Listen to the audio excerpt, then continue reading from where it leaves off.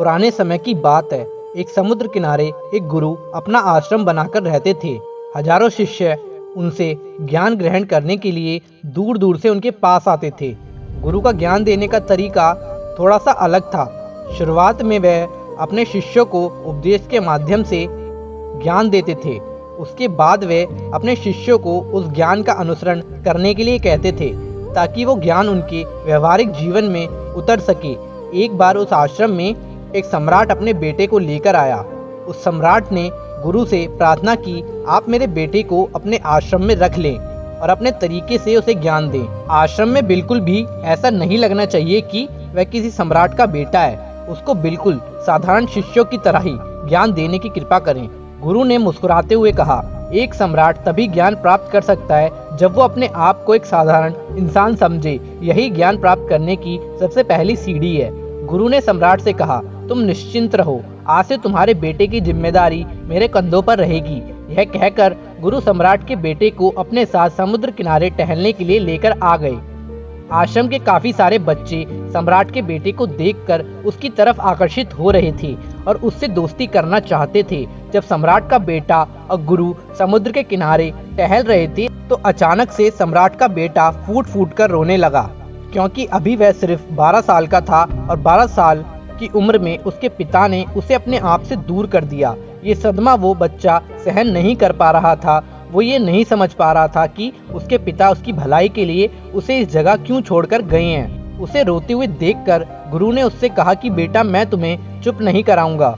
हो सकता है कि आज मैं तुम्हारे आंसू पूंछ दूं, लेकिन कल तुम्हें फिर से अपने आप को अकेला पाओगे। याद रखना, जीवन में इंसान अकेला आता है और अकेला ही जाता है। जितनी जल्दी इंसान इन बातों को समझ लेता है वह उतना ही जल्दी आत्मज्ञानी रास्ते पर निकल पड़ता है। गुरु ने अपनी बात आगे बढ़ाते हुए कहा कि जो इंसान अकेले रहना सीख लेता है वही खुद से प्यार कर सकता है, और जो खुद से प्यार कर सकता है वो किसी के भी जाने का अफसोस नहीं करता। धीरे धीरे तुम आश्रम के माहौल में ढल जाओगे। शुरुआत में तुम्हें समस्याएं आएंगी, लेकिन कुछ दिनों के बाद तुम्हें इसकी आदत हो जाएगी और उसके बाद तुम्हें ये जगह अच्छी लगने लगेगी। समुद्र के दूसरे छोर पर सूरज छिपने लगा था और अपनी लालिमा पूरे आसमान में बिखेर रहा था। बहुत ही सुंदर दृश्य था और गुरु शिष्य को अपने साथ लेकर वापस लौट आए। सम्राट के बेटे को भी अब थोड़ा अच्छा लग रहा था। गुरु ने भी उसे काफी दिलासा दिया और अपने गुरुओं की आंखों में शांति देखकर उसका मन भी अब शांत हो गया था।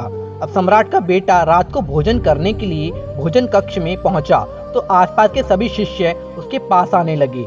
उन सभी को पता था कि ये सम्राट का बेटा है और अगर हम इससे दोस्ती कर लें तो हमारे लिए बहुत फायदा होगा। यही सोचकर आश्रम के ज्यादातर बच्चों ने उसे घेर लिया। बस कुछ बच्चे थे जो अकेला रहना चाहते थे और वो देख दिखावे की तरह आकर्षित नहीं होते थे। वे सम्राट के बेटे के पास जाने के बजाय अपना पूरा ध्यान खाने पर लगा रहे थे और अकेले में बैठकर अपना भोजन कर रहे थे। कुछ दिनों के बाद सम्राट के बेटे की दोस्ती आश्रम के काफी सारे बच्चों से हो गई। वह उन बच्चों के साथ घूमता और अपने ज्यादातर समय उन्हीं के साथ बिताता। आखिरकार सम्राट का बेटा सुख सुविधाओं में पला बड़ा था। अब आश्रम में भी उसके दिन वैसे ही गुजरने लगे थे जैसे महल में गुजरा करते थे। ऐसा नहीं था कि गुरु को कुछ पता नहीं था, पर उसके गुरु उसे अलग तरीके से ज्ञान देना चाहते थे।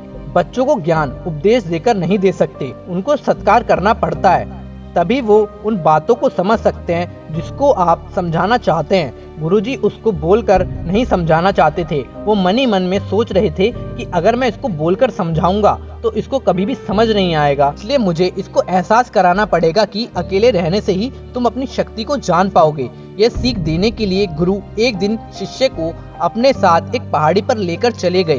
पहाड़ी पर पहुंचकर गुरु ने शिष्य से कहा कि अब तुम्हारा ज्ञान पूरा हो चुका है, बस एक आखिरी रात है, तुम्हें यहाँ पर बितानी होगी। उसके बाद अगले दिन शाम को तुम तुम्हारे राजमहल में ही वापस चले जाओगे। वह बच्चा ये सुनकर बहुत खुश हो गया।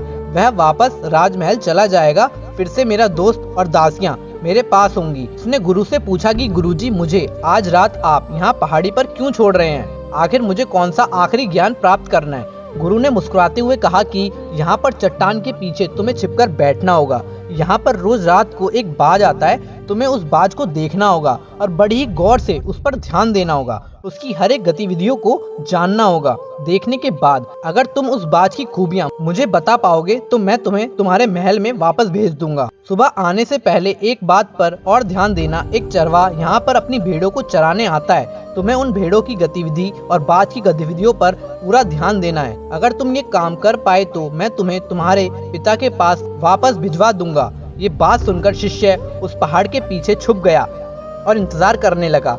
काफी वक्त बीत जाने के बाद वहाँ पर बाज अपने बच्चों के साथ पहुँचा। सम्राट के बेटे ने पूरी रात उसकी गतिविधियों पर ही अपना पूरा ध्यान दिया और सुबह होने के बाद जब चरवाहा अपनी भेड़ों को चराने के लिए आया तो उसने एक बहुत ही चौंका देने वाला दृश्य देखा। उसने देखा कि बाज एक भेड़ को अपने पंजे में दबाकर आसमान में उड़ गया है। उसने उस भेड़ के बच्चे का शिकार कर लिया। ये सारा दृश्य देखकर वो आश्चर्य से आश्रम में पहुंचा। इससे पहले गुरु उससे कुछ पूछते उसने गुरु को प्रणाम करते हुए कहा कि गुरुदेव, आप आश्रम के सभी बच्चों को यहाँ पर बुला लीजिए। मैं सब लोगों को एक बात बताना चाहता हूँ कि मैंने क्या देखा।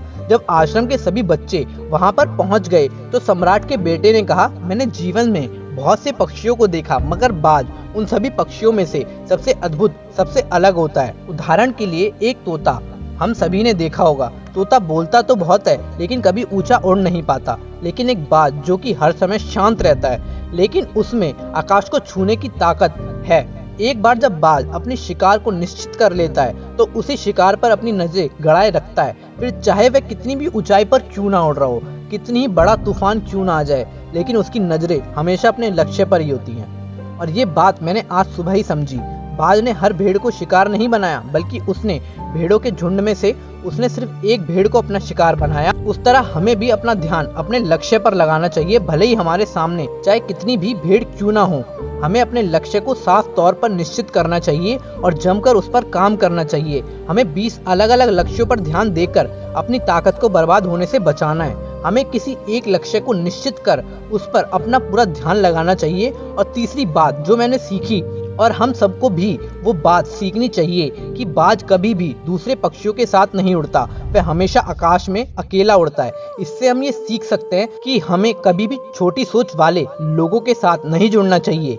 आखिरकार हम भी वही बन जाते हैं जिसके साथ हम रहते हैं। इसलिए या तो बड़ी सोच वालों के साथ रहो या फिर अकेले रहो, क्योंकि जब हम अकेले रहते हैं तभी हम खुद की ताकत को जान पाते हैं और खुद की कमजोरियों को समझकर उन पर काम कर पाते हैं। हम अपनी ताकत को जानकर उसका सही इस्तेमाल कर सकते हैं, लेकिन वह तभी संभव होगा जब हम अकेले रहना सीखेंगे।